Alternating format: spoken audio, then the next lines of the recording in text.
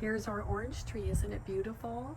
I harvested a lot of the oranges today, especially the soft ripe ones, but I left the harder ones on the tree for later.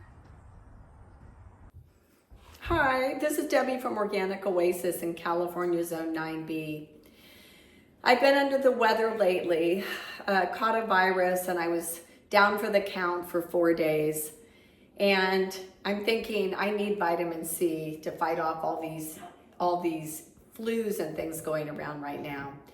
Well, luckily here in Organic Oasis, we have tons of citrus fruit growing. We have oranges, lemons, and pomelos. And so today I decided I need to start preserving the citrus fruit before it's too late and we end up not having any for the rest of the winter. So I did a lot of research on the web, and I decided I'm not up to making orange marmalade. It's a lot of work, and I don't really want to chance having a bitter batch. So I decided to try just an orange jam, which is, it's just basically you skin the oranges and you use just the orange fruit and sugar. And it's basically, I think, like with a pound of orange fruit, you'd add a half a pound of sugar. So it's 1 to 1/2. And you cook it, and then you're able to process it. And you put in lemon juice, and you put in 5 lemon seeds, and that helps thicken it and make it into a jam. So stick with me today, and I will show you how it goes. So we're going to go ahead, and I'm going to start peeling these oranges, and I have this little tool that's really helpful. But you go ahead, and it's got a little knife thing on here that can slice the orange. And so you can make some slices on the orange. And then it's easy to just go ahead and start to peel it.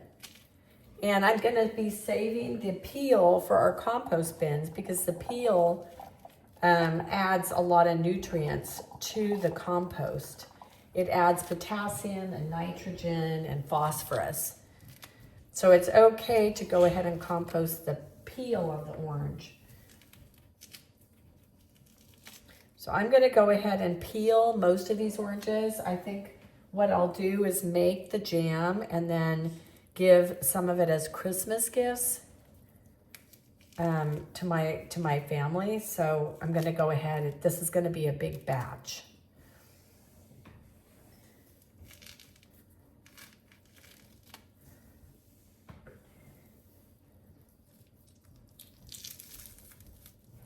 And as you see, when I pull this off, there's very little of the pith. I think it's called pith. So I don't have to worry about that. And these will be chopped up. But this part here, as you can see, if you look closely on my oranges, there are little baby oranges at the top. So I am trying to peel this part off to use in the jam. And then I'll compost that part. So it's kind of an extra step, but I'm trying to pull the little baby oranges that are stuck here, like that. I'll use that in my jam, and this will go in the compost. So the next step in this recipe is to dice up the oranges and add them to a pot. And then we're going to weigh them.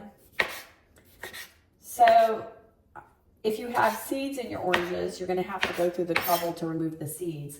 My oranges did not have seeds, so it's just a matter of dicing them up. And because this recipe, all jams, they cook for quite a while and the fruit really breaks down, I'm not going to dice them really small. I'm just actually cutting them into just, pieces. I'm more like chopping them.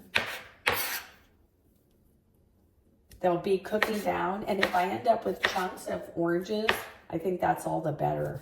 In a jam, I actually like pieces of fruit. I like more like preserves where you get pieces of the fruit. I think that's really delicious. A lot of the jams, You know, if you have a thicker and with pieces of fruit, they're just wonderful on pancakes and ice cream, not just on toast. There's just so many different things you can do with them.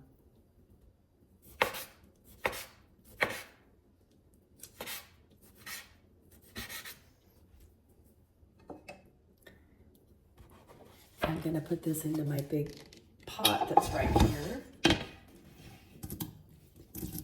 I already weighed the pot and it's about 6 pounds. So then I'm going to weigh this again after I load it up with the oranges, and then we'll figure out how many pounds of oranges I have. And then from there, we'll figure out how many pounds of sugar we need. This recipe is great because it's basically 1 to 1/2. So 1 pound of fruit to 1/2 pound of sugar.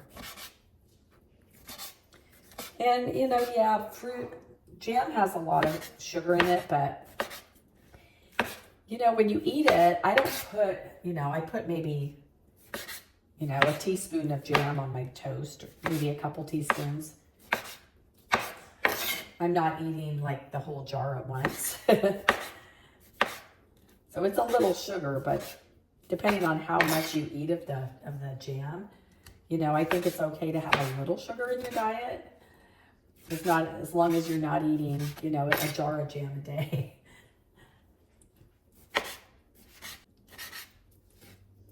When I was making this today, when I started peeling the oranges and I was babysitting my grandson, who's a little over 1.5 years old, he'll be 2 in February.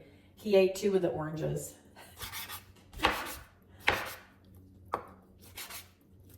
He liked them so much.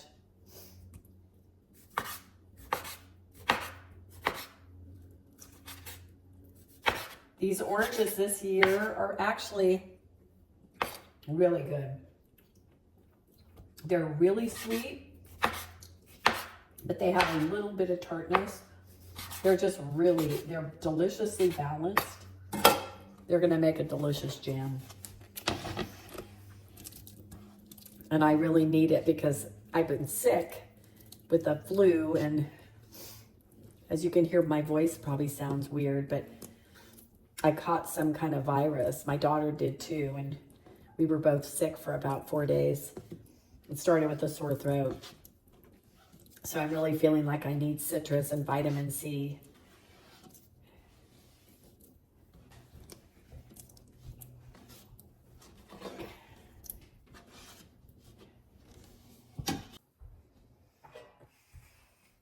Tim helped me peel the oranges, and I diced them, and now I have 9.5 pounds of diced oranges, organic from our garden. So this is exciting. So this recipe is really easy, and all you do now is you would take your total pounds and divide it by 2, and that's how much sugar you would put in. So if I take my 9.5 pounds of oranges, I would put in, it's like 4.75 pounds of sugar. It sounds like a lot of sugar, but like I said earlier, you really need the sugar to help gel the preserves. And also the oranges are very acidic, and so it will sweeten them. And again, when you're actually using your preserves, we're using it sparingly. We're having a few teaspoons on ice cream or on toast. So it's okay, just don't overindulge and eat a jar a day. So anyway, I'm gonna go ahead and put in the 4.75 pounds of sugar. And then I'm gonna put it on the stove and I'm gonna cook it. So I have the oranges and the sugar on the stove. And what we're gonna do now is turn the heat to medium-high. And we want to keep stirring it. And we're gonna go ahead and bring it to a boil and boil for 5 minutes. So because it's sugar, I wanna keep stirring it. I don't wanna leave this and walk away, because sugar can get hot really fast and it can burn really easily. So I'm just gonna stand here and relax and keep stirring this. I have it on medium-high Bring it to a boil and just boil for 5 minutes. After this boils for 5 minutes, I'm going to lower the heat to medium-low and keep cooking it for just a few more minutes.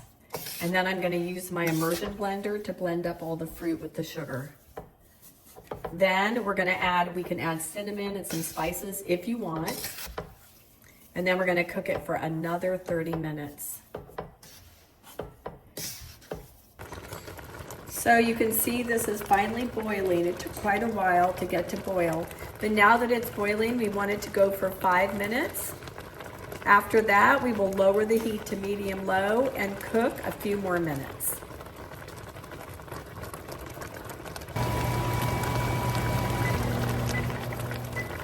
So now this has been boiling for 5 minutes on medium-high heat. And now you lower the heat to medium-low and cook a few more minutes. Lowering the heat to low-medium. And I'm going to cook maybe 2 to 3 more minutes. The next step is to take your immersion blender and blend the fruit. And I'm turning off my oven while I do this. I'm not moving it though because it's really hot and I just would rather keep it here because it's not done cooking yet. But I'm taking my immersion blender, and this is critical. You have to be really careful. This is really hot and it's sugar, and if it splatters on you, it could burn really badly. So really, really be careful with this. But I'm going to submerge this, and I'm going to just very carefully do a very low pulsing and stir. Do not lift it up. Don't lift it up while you've got your immersion blender going because it will splatter. Keep it low and just circle it. Don't lift it up. If you lift it up, make sure you turn it off.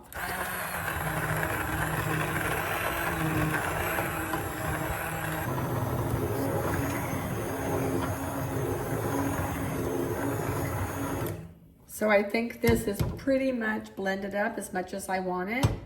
You would want to blend it just, you know, the way that you want it. If you like it chunky, don't blend it as much. If you want it smoother, you can blend it more. So I'm going to leave mine just like this. So the next part of this recipe is to add spices, and you can add cinnamon, you can add ginger, you can add allspice, nutmeg, cloves, a variety of spices that you think you might like in your orange jam. I'm going to stick with ginger and cinnamon because I tripled my recipe from the original one.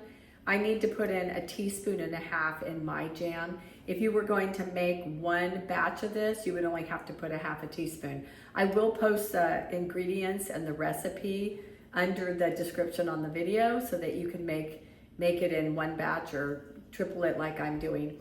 But you can also put in a whole cinnamon stick or whole cloves and float them in it, and then at the end scoop them out if that's what you want to do. So there's lots of different ways to spice it up. I'm just going to do the cinnamon and ginger.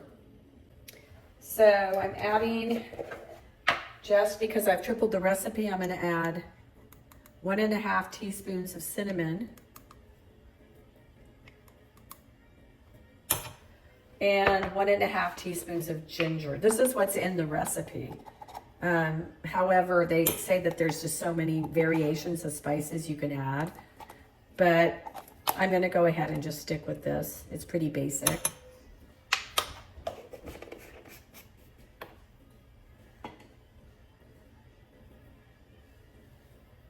So now what I do is I just go forward, and I'm going to turn the heat back on and cook it for another 30 minutes. And I'm going to turn the heat back on, but I'm going to turn it just to the medium low so that it's not at a high boil, but just see how hot it is. It's already coming back to a boil when I put the heat back on it. So I'm just going to keep it on a medium low and just keep it simmering for 1/2 hour. Look at how nice this is looking. Yum. So the orange jam has been simmering for 30 minutes now.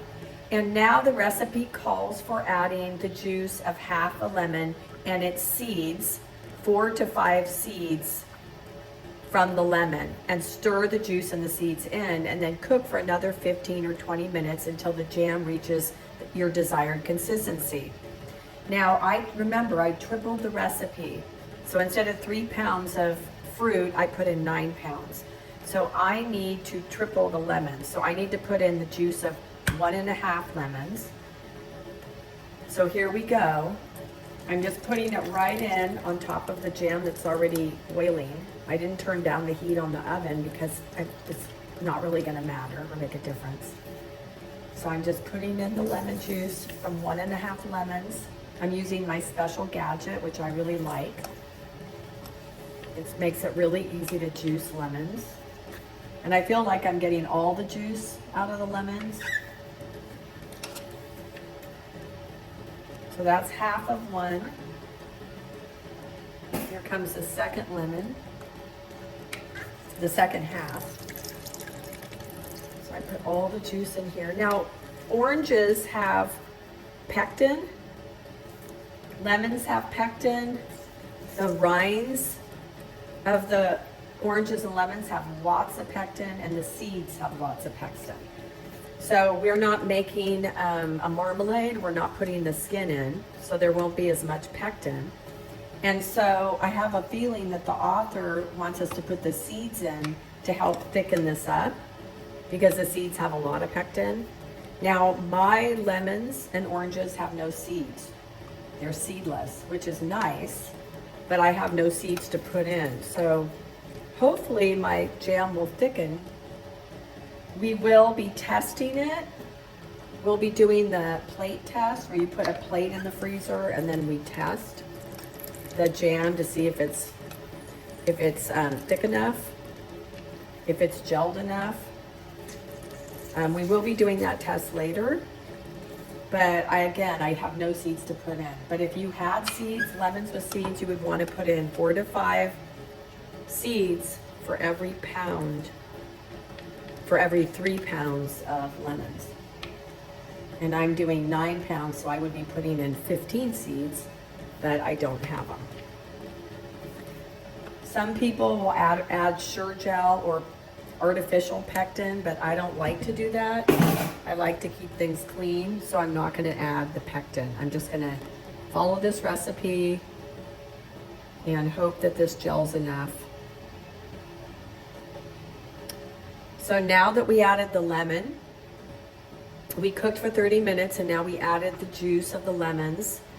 Now we cook for another 15 or 20 minutes and then we're gonna check and see if it is gelled enough. Now, the recipe says to just take a scoop on a spoon, set it aside for 5 minutes to cool, and then add the jam back.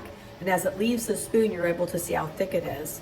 But I've got a plate in the freezer and I'm gonna actually do the plate test where you take a little spoonful, you stick it on the plate, and then if you push it with a spoon and it wrinkles, it means it's ready, and if it doesn't wrinkle, you need to cook it longer.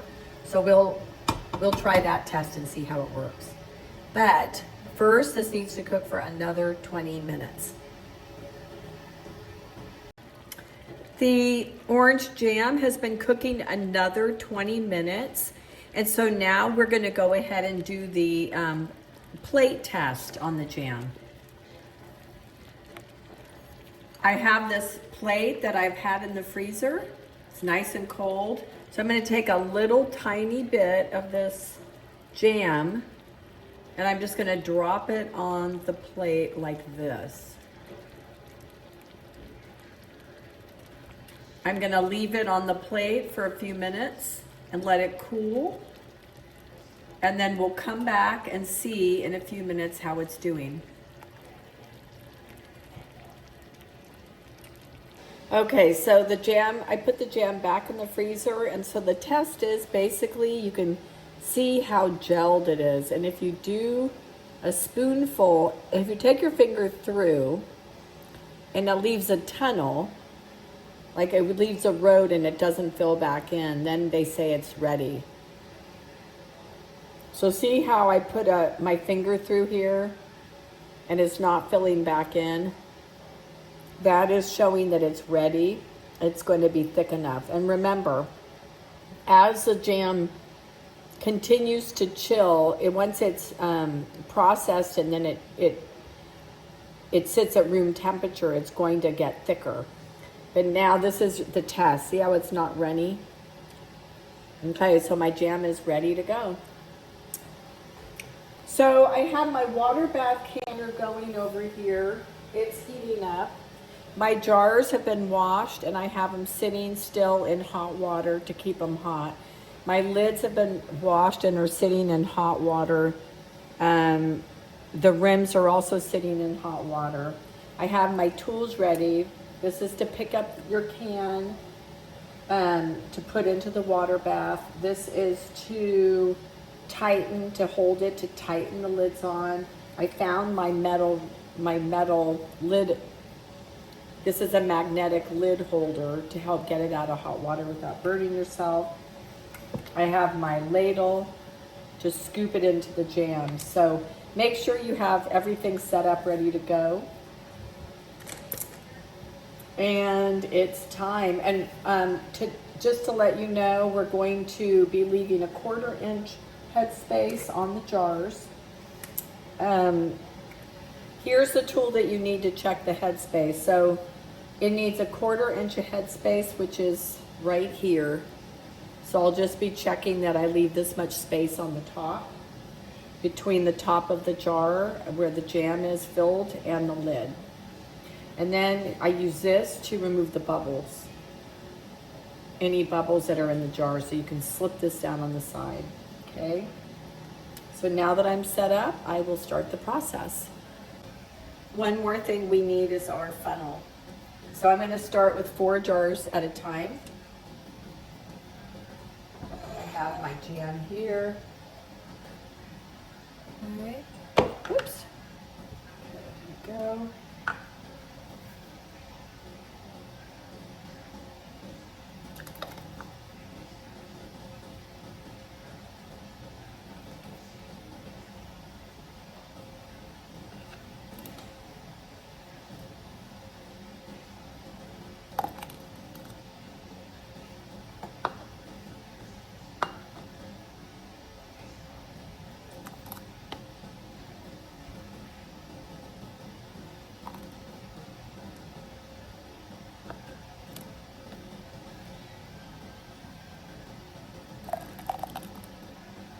Now I'm going to fill up just each one, making sure I have a 1/4 inch of headspace.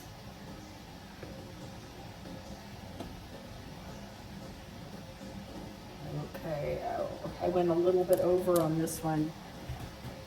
I like to be very precise. I went a little bit over, so I'm going to remove a little bit of this jam. I'll stick it in the next one over here.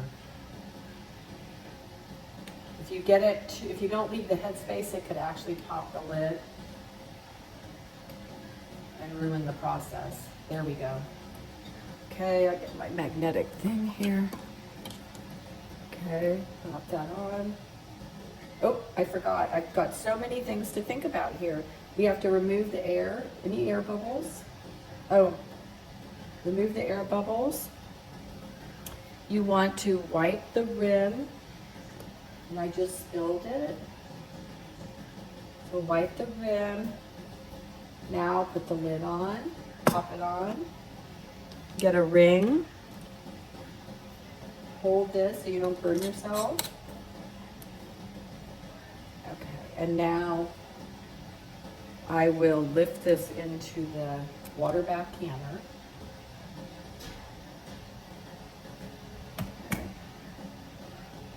This is a little bit, you will get better at this. As you can see, I've been canning a long time, and I am still, everybody makes mistakes, okay? Everybody. You have to be just on top of your game, making sure you're paying attention to what you're doing. I've never gotten sick from any of my can, putting that back.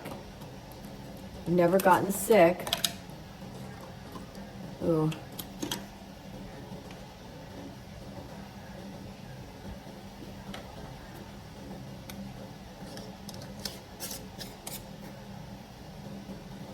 Okay.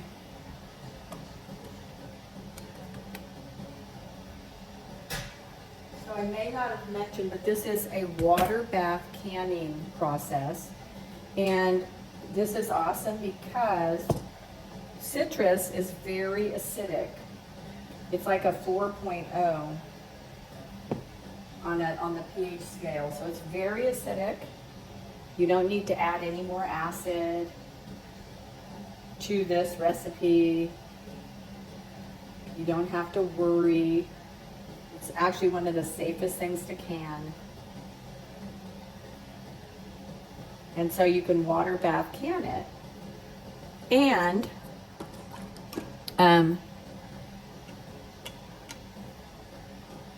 what's nice about it, you can water bath can it and it only takes 10 minutes. Now 10 minutes for me, I'm under 1,000 feet in altitude, or 1,000 feet. I'm like 330 feet above sea level. So for me in California, I just have to water bath can these for 10 minutes. There is going to be a chart. When you get the recipe, you'll see there's a chart that tells you whatever elevation you are, how much longer you need to water bath can it. So you might need to go longer than me. But it's not much longer, believe me. It's still very reasonable. We're talking 5-10 more minutes. So I can for 10, you may have to can for 15 or 20, but that's still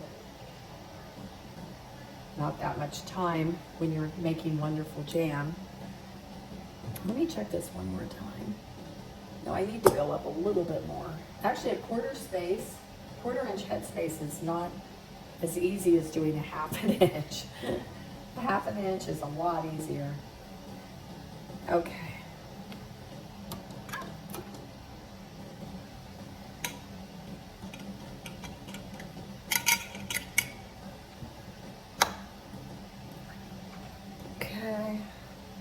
I'm doing half pints because I'm hoping to get enough to give as Christmas gifts this year.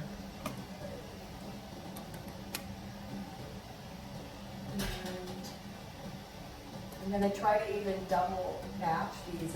If I can, so in a water bath canner, you can actually double decker them. So I'm making sure I remember to check to get the bubbles out. This is the one step I always forget to do, actually. And I know it's not a good thing to tell you if you're learning, but you really need to remember, but I always forget.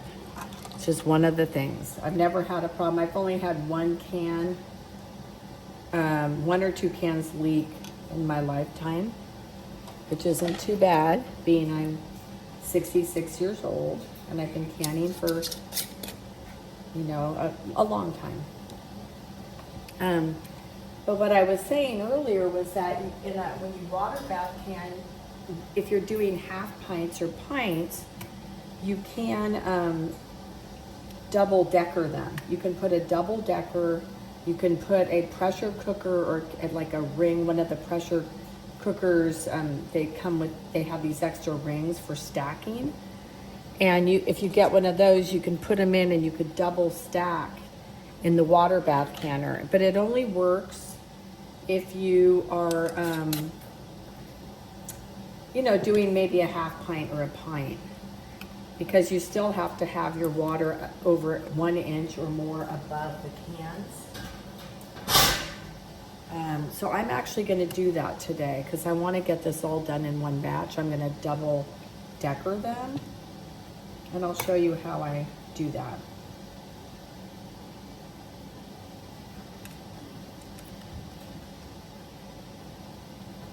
You want to wipe the rims because you don't want any of the jam sticking in between the rim and the glass and keeping it from getting a good seal. So if the jam falls over onto the sides down here, it's going to wash off. So I don't worry about that. It's mainly what you're worried about is the jam being up here. When you put the lid on, you don't want jam in between the lid and the glass. And then your jar won't seal. Okay, right now I have 1, 2, 3, 4, 5, 6, 8 jars, and I will show you what it looks like. And I'm gonna add a second layer. Okay, so you can see I have my cans, my half pints in here. So now what I'm gonna do is I'm gonna lower this down in here. Lower this all down inside. If any tip over like that one, just use this to get it back up straight. Okay, there we go. Now, you can pop this on top of it. I don't know if you can see this. I hope you can see inside here. There we go. Okay, so I found a rack finally that fit into my canner. The pressure canner rack, this one did not fit. So I found a smaller canner rack that I use actually in my Instant Pot, or my Ninja Tender Crisp Instant Pot. So now I've got 3 pints on top. So I'm gonna fill this up. It's gonna go all the way to 1 inch above these pints. And then we're gonna get this cooking. Okay, so I'm checking that this has at least 1 inch of space above the cans, and it does. There's 1 inch of space, 1 inch of water, a little over 1 inch of water over the top of my cans. A little bit more water in here. It may boil over a little bit over onto my stove, but that's okay. There's no leakage down under. So now I've got 1 inch over 1 inch of space above each can. So this is safe canning. I'm gonna put the lid on and get this thing boiling. So as you can see, I have double stacked my cans in the canner. On the very bottom, I have the half pints, and on the top, I have 3 pints. But I was able to cover the top can with over 1 inch of water. It's starting to get to a boil. I'm gonna let it go until it's at a rolling boil. I'll let it go for 10 minutes. We only have to do 10 minutes here because we are under 1,000 feet sea level. And in the recipe that I'm gonna post, you'll see that if you're 1,000 to 3,000 feet altitude, you have to add 5 minutes, so you'll be going for 15 minutes. And if you're 3,000 to 6,000, you'll add 10 minutes and go for 20 minutes. If you're 6,000 to 8,000 altitude in feet, you'll add 15 minutes and go for 25 minutes. And if you're 8,000 to 10,000 altitude in feet, you'll add 20 minutes. So you would go for a total of 30 minutes. So I will come back and we will look at the cans after they've cooled off a little bit. You can see this is now at a rolling boil, and I'm starting the timer for 10 minutes. So the jars have been boiling for 10 minutes, and now I'm gonna take them out. They've been resting for 5 minutes with the lid off, and now I'm gonna take them out and put them on the counter. Well, it is the next morning, and look at these beautiful jars of orange jam. I haven't even removed the lids yet. They finished last night, but after you make your jam, you always want to remove the lids to store them and test them out and make sure that the lid is sealed. This is sticky around here, so I'm actually gonna wash these in hot water and scrub them around here before I put them up in my cabinet or before I wrap them as gifts. So they can get a little sticky, but you wanna just test it out, make sure that they are sealed. And if you do what I do, and I take a little scrub brush and brush around the edges, obviously if they're sealed, nothing's gonna happen. If they're not sealed properly, this will just pop up, and then you'll know. you need to refrigerate it and eat it really quick. So these are looking really good. You know, so 9 pounds of oranges made 10 half pints, which is 5 pints. And then I did 3 pints, so it made 8 pints. So it's almost as if 1 pound of oranges makes a pint of jam, and that's awesome. This will last a long time. I can give all the little half pints to friends for Christmas. They make excellent gifts. You can tie little bows around them, get cute stickers to put on them. So this is wonderful. And in here, I did an extra jar. I had some extra left over that I decided to just keep in the refrigerator for Tim and I. Believe it or not, this was filled last night. My husband, Tomato Tim, ate half of it last night, so that's how good it is.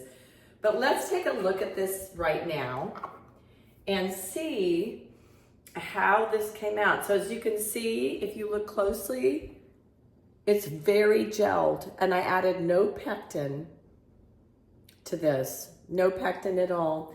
Let me take a little bit of I'll just take this little gadget here that I have, and let me take a little bit out. As you can see, no pectin, just the lemon and oranges, no rinds, and I didn't even have the seeds, and this gelled perfectly fine.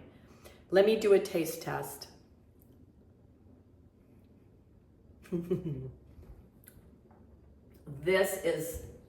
It's so good. It tastes like orange, but I also put ginger and cinnamon in, so it tastes like cinnamon, kind of a cinnamon orange, almost like a candied orange with cinnamon. There's no bitterness in this at all. And I was afraid to do marmalade because I want to give it as gifts, and I was worried that sometimes if you don't do it properly, the rinds can add too much bitterness to your marmalade. So I didn't want to chance it before the holidays since I planned to give this as gifts. This is absolutely delicious. So if you have oranges, you know someone who has an orange tree, you know, maybe you have a neighbor that's got oranges and they don't pick them and you see them falling off onto the ground and they're going to waste. You could try knocking on their door and ask, hey, can I pick some of your oranges? But just remember, almost every pound of orange makes a pint of jam. So you don't need a lot. And you can make a couple batches. You don't even have to can it. You can actually just make a pint or 2 for yourself, give to your family or friends, and they can put it in their refrigerator, and I'm sure it'll be gone like this in no time at all. Oh my gosh, there's so much you can do with this. You could put it on ice cream, you can put it on toast, you can put it in drinks. You can actually put it into just sparkling water and mix it up and make like a kind of an orange soda with it. Put it on pancakes and waffles instead of a syrup, maple syrup, use this instead. You can also heat this up and it would make it more liquefied. So there's just so many things you can do with these. You can make shortbreads and put those over the top of like a shortbread cake. It's such a good consistency. You can actually use it in between layers of cake if you wanted to use this and make like an orange cake. You could do like a butter cinnamon frosting and then put this in the middle. That would be to die for. So anyway, I'm getting excited just thinking about it. So yeah, awesome. Go ahead and try this. I'm so excited about it and I hope you try it. Have a wonderful holiday. Please subscribe if you like these videos of using our fresh, organic produce, vegetables, fruits, and herbs growing in our suburban backyard. And subscribe and follow us to get more delicious recipes. And if you try this recipe, please comment. Let me know how you like it. I hope you like it as much as Tim and I did. Thanks so much for following.